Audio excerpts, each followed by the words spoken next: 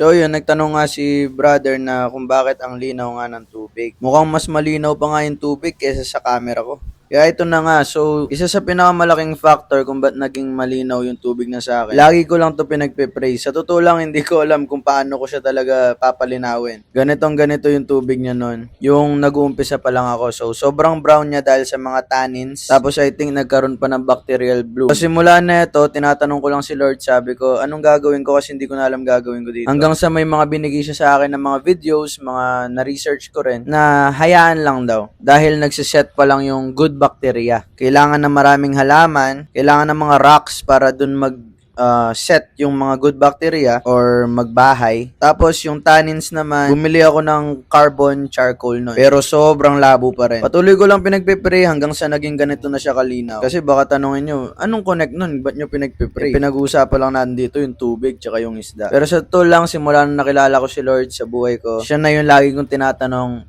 tungkol sa lahat ng mga bagay. Tulad nito, sabi ko nga, Lord, sabi ko, ikaw yung gumawa ng mga isda, ikaw yung gumawa ng tubig, ikaw yung gumawa ng lahat ng mga bagay. Turuan mo naman ako kung paano palinawin yung tubig. Hindi ko kasi maintindihan kung bakit hindi siya malinaw-linaw. Ilang beses ko na pinag-pray, ginawa ko na yung lahat ng bagay. Pero merong rason lagi yung Panginoon. So ngayon, ito, nasishare ko ngayon sa inyo kung paano naging malinaw yung tubig. At the same time, natuto rin ako. Yung key dito is, kailangan mag-set yung good bacteria. Merong mga nabibiling liquid parang quick start yata. Tsaka isa din, bago nyo ilagay yung soil nyo, pakahugasan nyo yung lupa nyo tsaka yung sand nyo. Ayun lang naman, so enjoy the journey, enjoy the lessons, enjoy the mistakes, tsaka yung failures, kasi dyan tayo matututo.